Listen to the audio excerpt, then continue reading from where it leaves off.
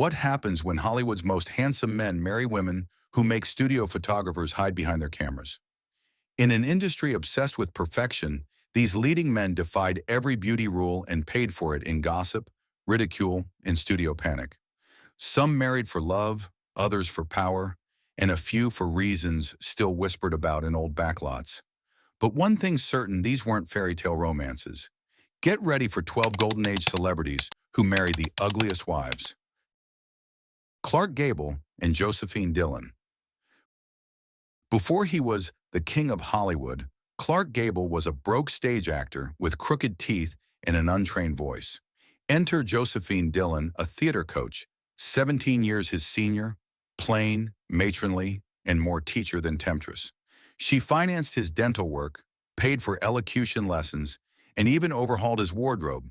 Gable, tall but raw, became her project and eventually her husband. Hollywood insiders joked it was the only marriage where the husband was the before picture. Dillon, with her lined face and schoolmarm composure, looked more like a spinster mentor than a star's bride. Publicists did their best to bury the union once Gable's fame soared, portraying him as a self-made man rather than a kept boy who once needed tutoring on how to smile. When he left her for studio-approved beauties, MGM quietly rewrote history. Dillon vanished from his press biography entirely. As one insider quipped, she turned him into Rhett Butler, and he repaid her by pretending she never existed. Humphrey Bogart and Mayo Methot. Before Lauren Bacall made him a legend, Humphrey Bogart spent years in a war zone, his marriage to actress Mayo Methot. Nicknamed Sluggy, she was plain, stocky, and volatile, with a face gossip columnists compared to a storm drain. Together they were dubbed the Battling Bogarts. Their domestic brawls were so notorious that studio execs turned them into after-hours betting events. Methot once stabbed Bogart during a drunken fight. He claimed he cut himself shaving. Another time, she shattered a mirror over his head after accusing him of cheating. Warner Brothers publicists scrambled to keep her out of photographs, ordering photographers to shoot her from the flattering side if there is one. Invitations to premieres quietly omitted her name. Bogart's eventual escape into the arms of the young, stunning Bacall wasn't just a love story, it was Hollywood's sigh of relief. One Warner Brothers executive allegedly quipped, "Thank God our tough guy finally looks respectable again." Methot died young and forgotten, while Bogart's myth only grew proof that in Hollywood, beauty was more than skin deep. It was a survival strategy. Errol Flynn and Lili Damita. Errol Flynn was the ultimate swashbuckler, golden-haired, athletic, dripping charm. His wife, Lili Damita, once a glamorous French actress, didn't stay that way for long.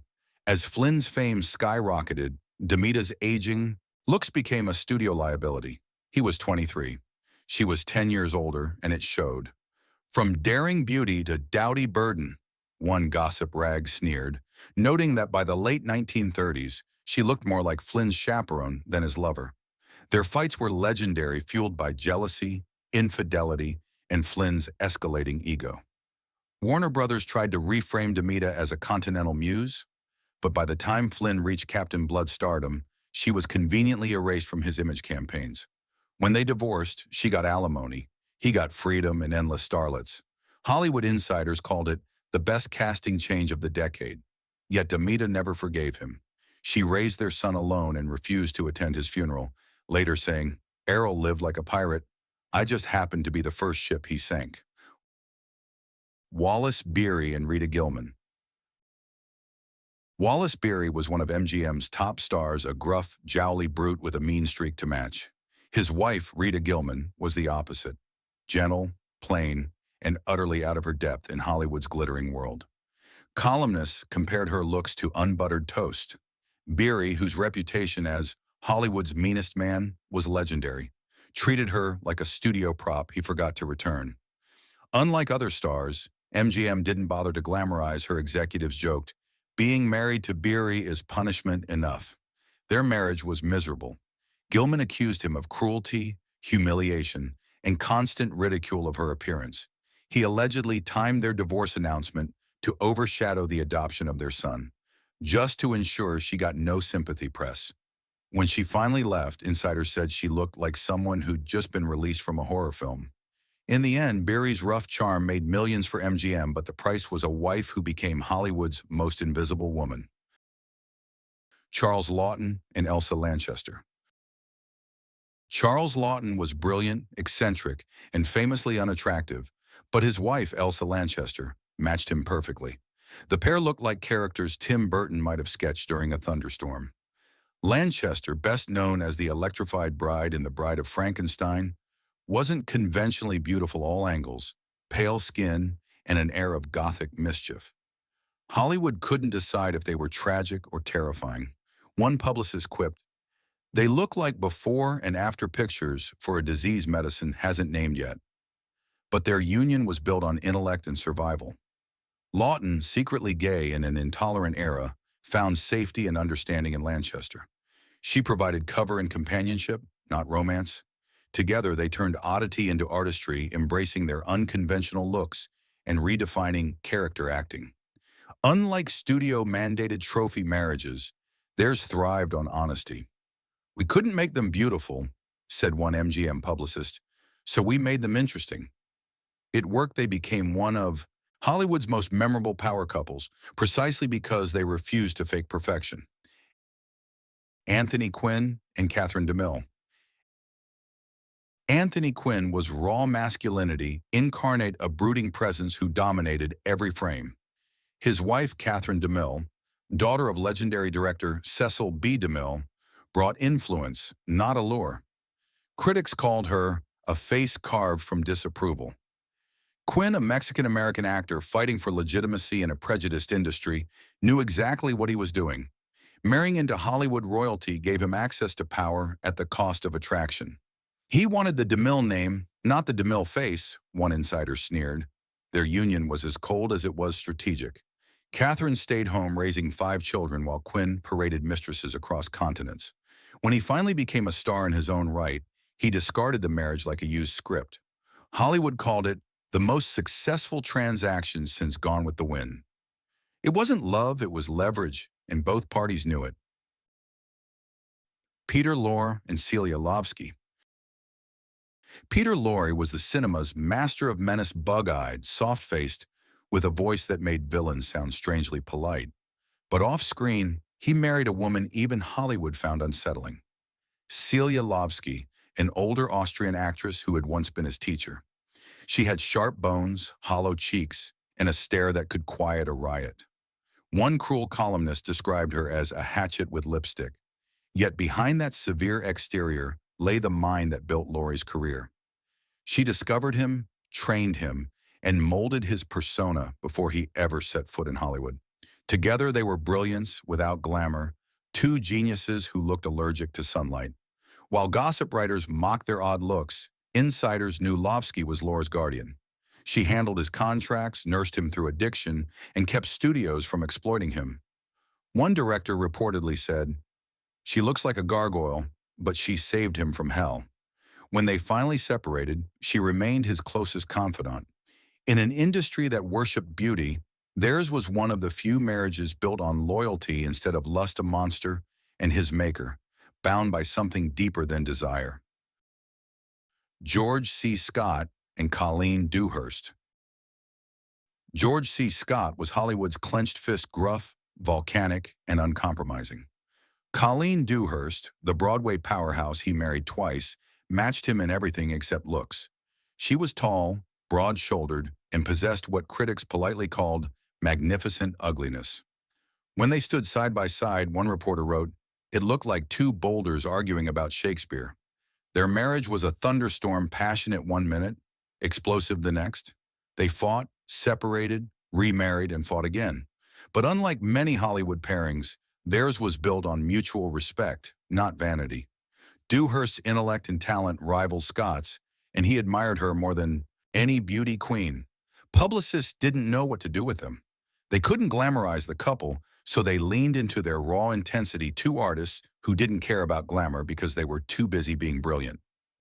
Dewhurst later joked, "George and I loved acting, loved each other, and hated pretty people." In a town obsessed with faces, They were the rare pair that proved fury could be more magnetic than beauty. James Mason and Pamela Mason. James Mason's smooth voice could melt marble. He had that quiet, devastating charm that made women swoon. So when he married Pamela, Mason, a sharp-tongued writer with severe features and a haircut that could startle livestock, Hollywood was confused. One studio head reportedly asked, "Is this a practical joke?" Pamela, however, had something most starlets didn't: brains and backbone. She was a screenwriter, a feminist before it was fashionable, and a woman who could verbally disarm any producer within seconds. She mocked beauty culture, refused plastic surgery, and ran her marriage like a boardroom. At parties, she held court while James fetched drinks, a reversal that made Hollywood's patriarchs nervous. "She looks like a headmistress at a haunted school," one gossip columnist quipped. But she could make Daryl Zanuck cry. Their marriage lasted over 20 years until it didn't. When they finally divorced, Pamela destroyed him in court, turning the proceedings into her most famous performance. Their union was a perfect paradox: the elegant actor and the sharp-edged intellect, proof that sometimes love in Hollywood isn't blind. It's just brave. Mickey Rooney and Jan Chamberlain. Mickey Rooney married 8 times, and his love life looked like a bell curve, starting with a goddess and ending with a customer service complaint. His first wife was Ava Gardner, one of the most beautiful women alive. His last, Jan Chamberlain, was not. Tabloids called her dowdy, harmless, and the kind of woman who complains about coupons. Yet she was the one who stayed. By the time Rooney met her, he was no longer the boy wonder of Babes in Arms. He was an aging curiosity with more debts than awards. Chamberlain wasn't a trophy, she was an anchor. Together, they found something Hollywood rarely offers: peace. Still, the gossip columns couldn't resist. One writer sneered, "It's Beauty and the Beast, except both are the beast." But beneath the mockery, their marriage lasted 36 years longer than all 7 of his previous ones combined. For once, Rooney wasn't chasing glamour. He was chasing comfort. And maybe that was his greatest plot twist of all. Spencer Tracy and Louise Treadwell. Everyone remembers Spencer Tracy's fiery romance with Katharine Hepburn, but few remember Louise Treadwell, the woman he actually married. She was plain, older, and partially deaf, which made her an easy target for studio image handlers. MGM's publicity machine buried her existence so deeply that even some fans believed Tracy was single. Treadwell rarely appeared in photos. When she did, captions called her a friend or family acquaintance. While Tracy and Hepburn were celebrated as Hollywood's forbidden lovers, Treadwell quietly raised their deaf son and founded a school for children with hearing loss.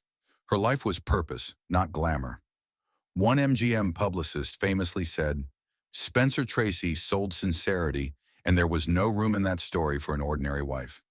When she appeared at his funeral, some attendees didn't even recognize her.